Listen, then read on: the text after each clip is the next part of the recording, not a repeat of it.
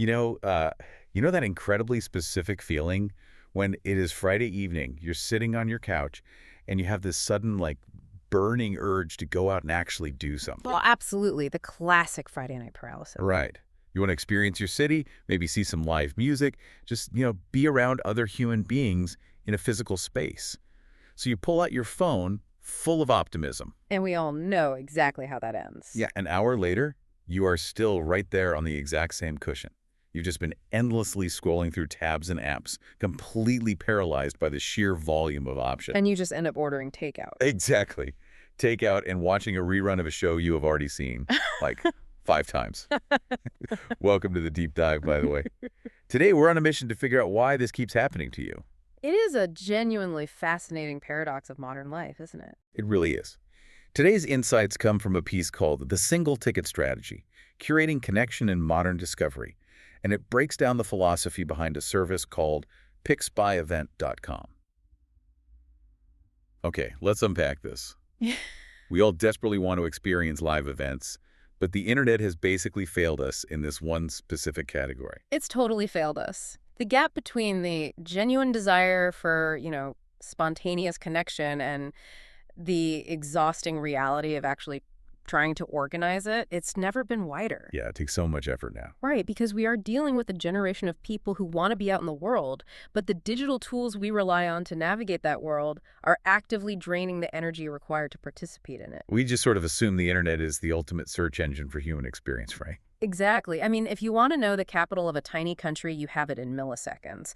If you want an obscure, hyper-specific type of running shoe, it can be on your doorstep tomorrow morning. Oh, for sure. The logistics are incredible. But when it comes to answering the incredibly simple, deeply human question of, what should I do tonight that is genuinely worth my time?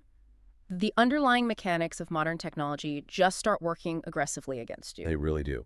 Yeah. And the source material actually breaks down the numbers behind that failure, and they are staggering. Oh, the Ticketmaster data. Yes. If you open Ticketmaster right now in any major metro area, you are staring at something like 47,000 active event listings. 47,000. It's completely unmanageable for a human brain. It's like someone taking the entire Library of Congress, dumping all the books onto your front lawn in a giant chaotic pile and just saying, hey, pick something great to read tonight. Right, you just wouldn't do it. You can't. You cannot possibly sort through that mountain of information without making it a part-time job. So you just get overwhelmed, you turn around, go back inside, and reread the same 3 battered paperbacks on your nightstand. What's fascinating here is the cognitive load of that mountain. It actively shuts down our executive function.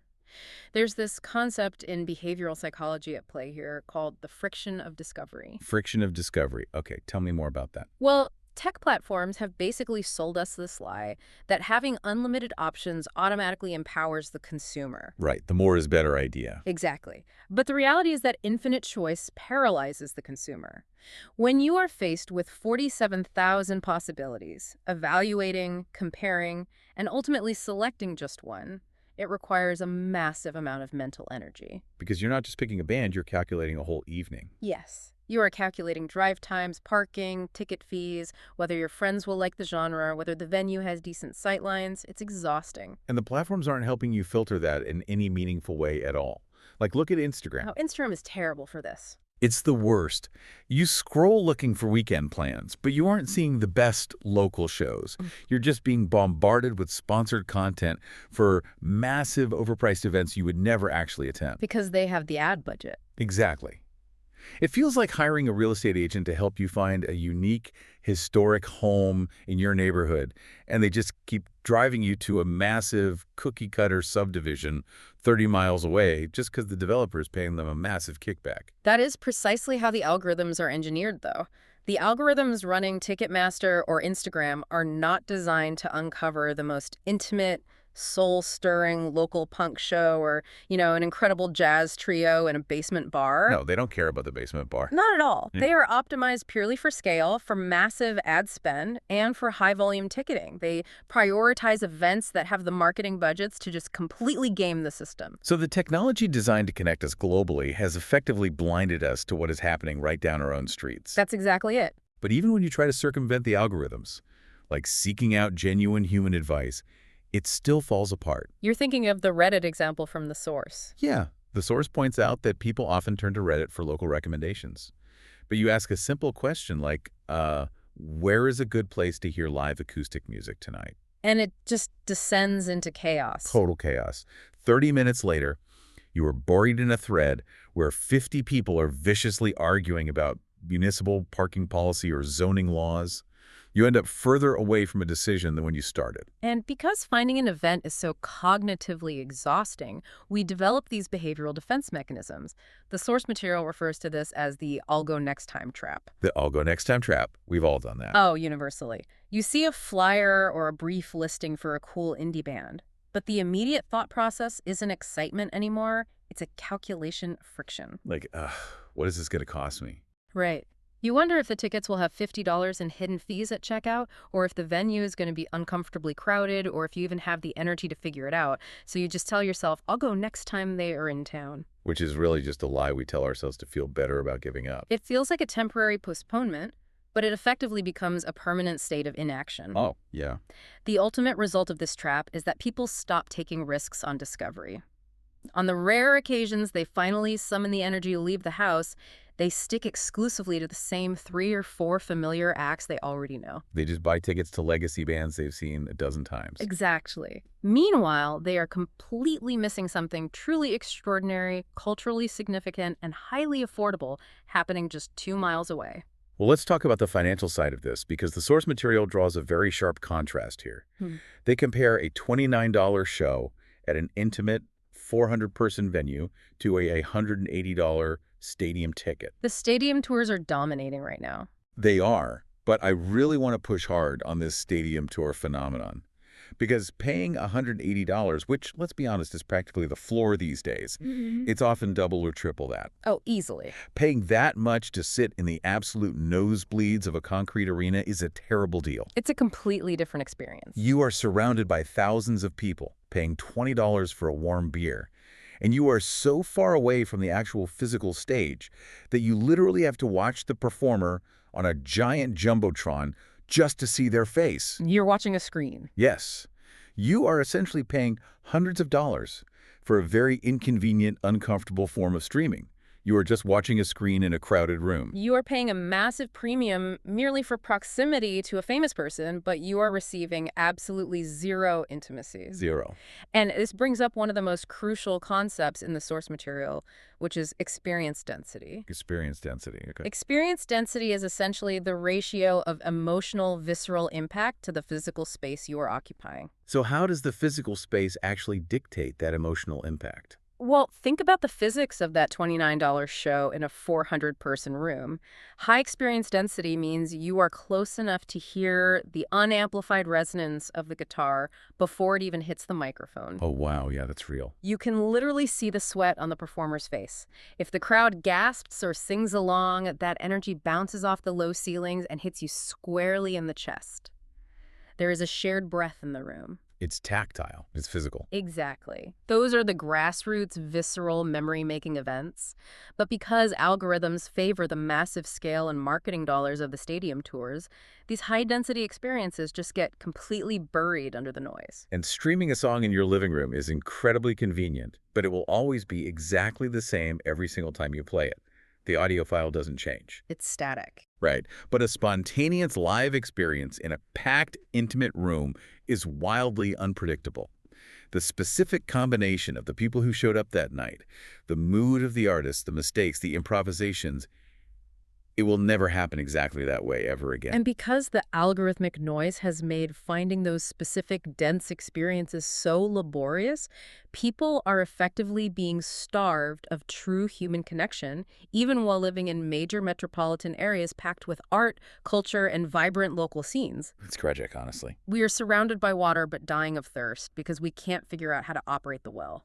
Okay, so if the algorithms are actively hiding the good stuff, and social media is just pushing stadium tours, how on earth is a normal person supposed to find these high-density experiences without making it their full-time job? Well, this is where the single-ticket strategy comes in. Right. This is where the source material introduces the radical approach of PicksByEvent.com. They're not trying to build a better search engine, are they? No, not at all. They publish exactly one live experience pick per day, one single ticket. and they use incredibly specific curation criteria: value, venue quality, and experience density. The methodology behind selecting that single pick is actually really rigorous, and it relies on three foundational questions that serve as their primary filters. Okay, what's the first one? The first question is, could a reasonably spontaneous person attend this on 48 hours notice? See, why is that 48-hour window so critical? Because most big concerts want you to buy a ticket like 9 months in advance. And that trend of buying tickets 9 months out completely destroys spontaneity, which is a core component of joy. It really does feel like a chore by the time the day arrives. Exactly. We are forcing people to predict their emotional state, their energy levels, and their Tuesday evening availability almost a year into the future. By the time the concert actually arrives, attending feels like an obligation on your calendar rather than an adventure. Like go to the dentist. Pretty much. So filtering for events that you can decide to attend just a day or two beforehand totally circumvents the anxiety of long-term planning. It restores the thrill of just deciding to go out. That makes a lot of sense. So the second question they ask is, does the venue respect the performer? I really love the phrasing of that. It's not asking if the venue is fancy or have expensive lighting. What does it actually mean for a room to respect an artist? It comes down to the ethos and the physical layout of the room. A venue that doesn't respect the performer is one where the bar is situated right next to the stage, and the sound of blenders and loud conversations completely drowns out an acoustic set. Oh, I have definitely been to places like that. It's awful. It is a place with terrible sightlines or sound engineers who just don't care.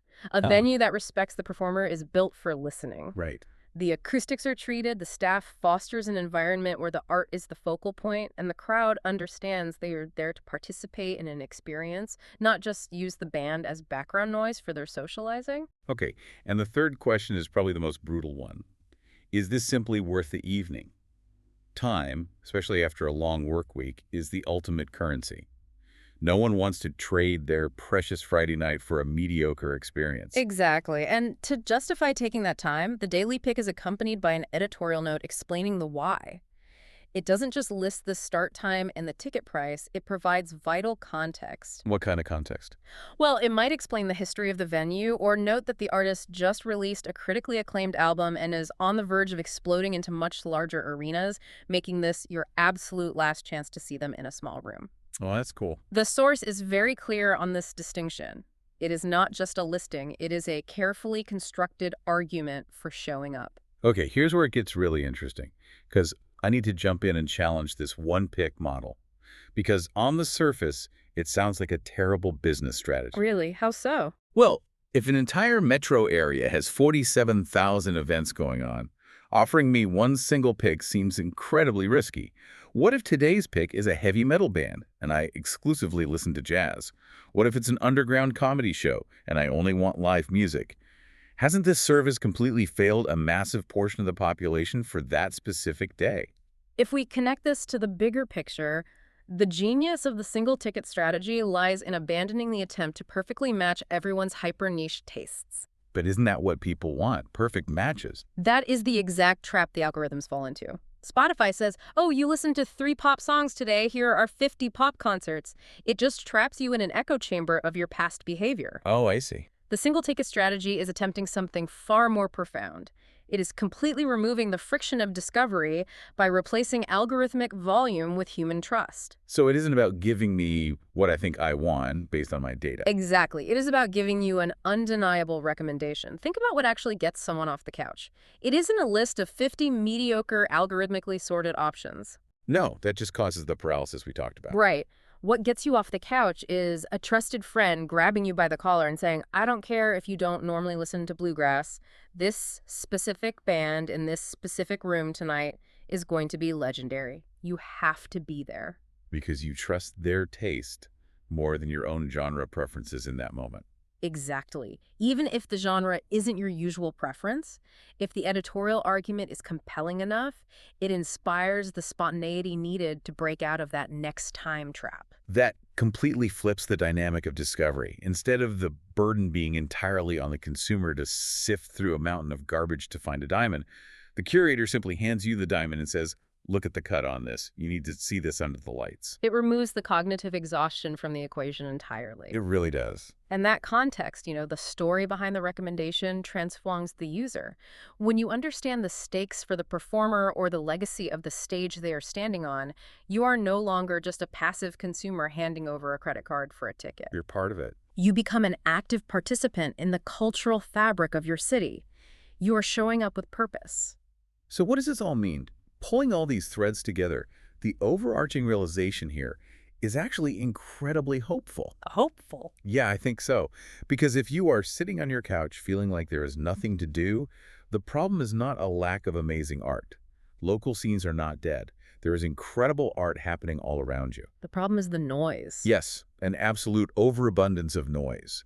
The technological systems we have been trained to rely on are built to optimize corporate ticketing scale, not human discovery. True value in the modern era doesn't come from having infinite choices. True value comes from finding high experience density through trusted human curation. And the final argument presented in the source material is essentially a passionate plea for physical presence. We have built a world where streaming platforms, video on demand, and social media feeds are engineered to be infinitely available. Always there, 24/7.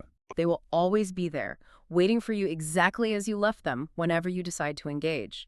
But the spontaneous magic of a live, intimately curated room where a performer is giving everything they have and a small crowd is fully locked into that frequency, that is wildly ephemeral. It's lightning in a bottle. It only happens once. And the only way to capture it is to physically be in the room. You have the power to break the Friday night cycle. Yeah. It just requires seeking out trusted curation instead of relying on broken algorithms.